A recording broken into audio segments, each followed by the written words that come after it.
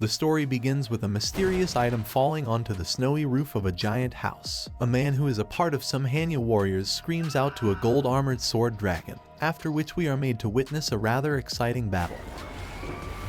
The overpowered dragon shows himself in all his golden glory, after which he easily knocks down multiple warriors at the same time, without even having to rely on his deadly flames. Witnessing this brutal dominance is a redhead girl who is simply amazed by the dragon's abilities. We get an awesome shot of the dragon, which is worthy enough to be appreciated by its own opponents. Of course, things aren't looking too good for this team, which the redhead reveals is an attack force. She doesn't like the way things are going and states that she only accepted the invitation to come here because the commander of the Red Blood group was being very persistent with her. The redhead's decision doesn't look like a very wise one in hindsight, because she feels that the sword dragon might just massacre all of the warriors here. The mighty dragon shows no sign of slowing down, but then the commander states that he is confident in his team's abilities, despite the odds clearly stating the opposite.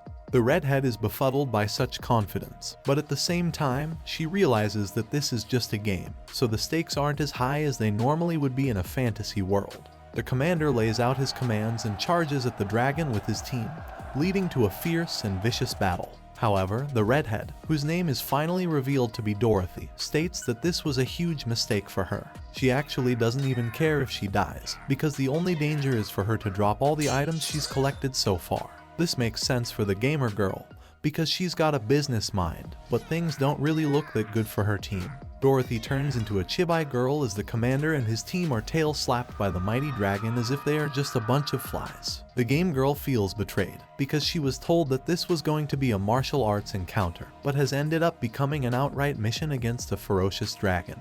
As the team continues to struggle against the sword dragon, we are taken to an alternate dimension where we see a character waking up inside the game and wondering what's going on. This happens to be a moment of awakening and realization, but we also notice that this character is at the giant house, which is actually a demon palace. The character is at the 7th floor, but it's underground, and if we move further downstairs, then we will find the 9th floor, which is the lowest possible floor. However, the character kicks off a transformation sequence where he turns into the golden armored sword dragon.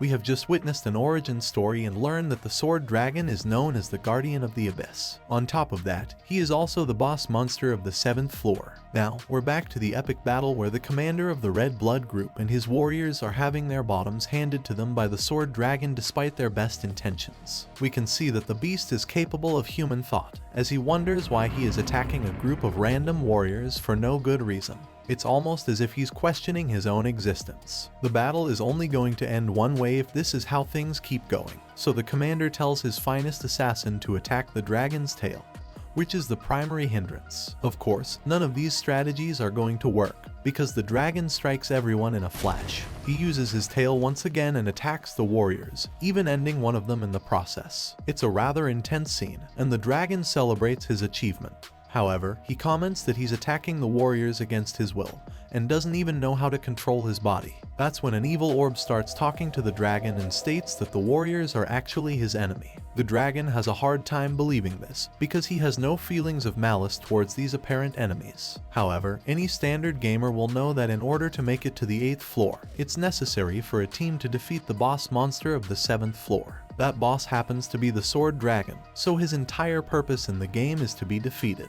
The orb believes that he must fall at the right time, but the sword dragon wants to know why this is the case. Suddenly, the words "Heaven's Mandate" appear in front of our eyes, and the Hanyu warriors utter the same words for dramatic effect. This seemingly triggers something in the evil orb, and it goes berserk over these highly effective words. The orb seems to be the dragon's brain, and he wonders why he has to fall down to such warriors simply because of Heaven's Mandate. Such an intense though will obviously kick off a highly philosophical sequence, as can be seen in the following inner conflict. It appears to be between the orb and the dragon, who is shown to be a character that has been created in the game, rather than being an actual person. The dragon wonders whether he is the victim or the culprit, and at the same time, he is uncertain of his actions to a degree where he states that he must abide by Heaven's Mandate even though he does not know why this is the case. The dragon then attacks some more warriors and wonders what will happen if he is to leave the demon palace and fly away. These existential questions prove to be of no use to either the dragon or the warriors fighting him. Dorothy takes note of how aggressively the dragon is attacking the team, and she believes that there's no way to defeat the overpowered beast. She just wants to run away from the dangers of the dragon, but then she witnesses the lead assassin going in for a finisher move. His plans are thwarted by the dragon as we see it transform into a strange light. The assassin is attacked with a fierce mutation, but Dorothy doesn't get the logic behind this. It's way too early for the team to be witnessing a mutation because they are only in phase 1 as of now. After the giant explosion, Dorothy is shown to be still standing, but she is still a bit puzzled. We learn that the boss dragon is only supposed to undergo a mutation after his HP goes down by over 75%. However, he was still quite strong, so the mutation and the following display of fussiness seem a bit odd.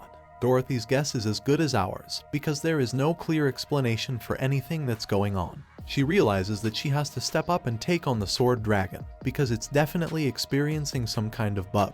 There's no time to waste, because the key word over here is survival. Dorothy acts fast and summons a portal that will seemingly take her back to the real world. However, as she prepares to leave, the gamer girl notices that there are other survivors from the dragon's brutal attack. One such survivor steals her portal space and uses it to get back home. Dorothy is not at all pleased to see this, because she feels that her moment has been stolen from her. She also wonders if this man is from the Red Blood group, but figures it's better to flee first and ask questions later. The redhead returns to the real world where we can finally see some normalcy. However, the drama isn't over just yet, because Dorothy notices the mystery man in the room with her. This makes sense, because he had technically stolen her return portal, but the man looks a bit too dressed up as he is in a golden dragon armor. It's fair to assume who this man is, but Dorothy doesn't have any idea about his identity. That's when the man declares her as his guide to this new world. The redhead is confused to hear this, but the armored man states that this is his first time outside the fantasy gaming world, so he will need a guide to show him around the area. Dorothy still doesn't get what's happening, so she uses her powers of detection to see through this mystery man. Her detection identifies him as a bad guy, so the gamer girl worries that she's landed into a whole new world of trouble. Enough time has passed, and there's no point stalling for time anymore, so the man finally reveals himself to be the golden armored sword dragon who is beating the living daylights out of Dorothy's team. As expected, she is unable to digest this information, so she confirms once again that the dragon man is who he says he is. Dorothy isn't exactly the brightest bulb on the planet, so she asks for more explanation, and the dragon man states that he was at one point the deadly beast she was fighting, but has now reincarnated into a human form. This means that his identity is not the same as that of the dragon she was fighting a while ago. Dorothy doesn't believe a single word of what he's saying, because this is not supposed to be some isekai manga coming to life in reverse gear. The dragon man further adds to the confusion by explaining that he only became conscious of himself some time ago. This was what triggered his unusual behavior, and it was also why the dragon was not behaving as per the game's mandates. Basically, this is a dragon man who has become self-aware, almost like an AI. He likes to call this incident a rebirth, but Dorothy has no intention of understanding his complex sentences. She is only thankful that the dragon man is intelligent and has not tried to rob her. Back inside the gaming world, we see the commander of the Red Blood group and the rest of his team. Everyone is crying over all the items they just lose, but the commander reassures them that they will recover everything soon. At the same time, he is aware that the team has dropped a lot of items that they had collected over a period of time, and this means that they can't do much for now. The team has to wait for their items and funds to get a little boost, but the commander is a bit taken aback by how brutal the sword dragon was. He then wonders if the rival Crimson Blood clan has somebody with the return portal powers. This is because the commander and his teammates had seen the dragon man steal the gamer's girl's return portal. Of course, they don't know who this man was, but the commander has a hunch and comments that this drama is far from over. Now, we move back to Dorothy and the dragon man in their hilarious conversation. The dragon man asks Dorothy if she needs more introductions, as he's already told her he needs a guide. This is a little embarrassing for the gamer girl, so she looks away and asks for a moment. Anyway, she recollects herself and strikes a pose in front of the dragon man to assert dominance. Dorothy asks him where he needs to be guided towards, but this is a question he is unable to answer. This gives the redhead girl a fair idea on what's going on. Basically, she thinks that she's been given a free quest, but with a very high difficulty level. But she is up for a challenge. She says that she will help the dragon man, but will have to attend to more important matters first. The dragon man argues that the guiding is the most important matter of all, but Dorothy cuts him off and asks if he's ever heard the saying about give and take. This puts the Dragon Man in a spot of bother, and more importantly, how is this new partnership going to turn out? Like, share, and subscribe to find out in the next video. I'll see you very soon.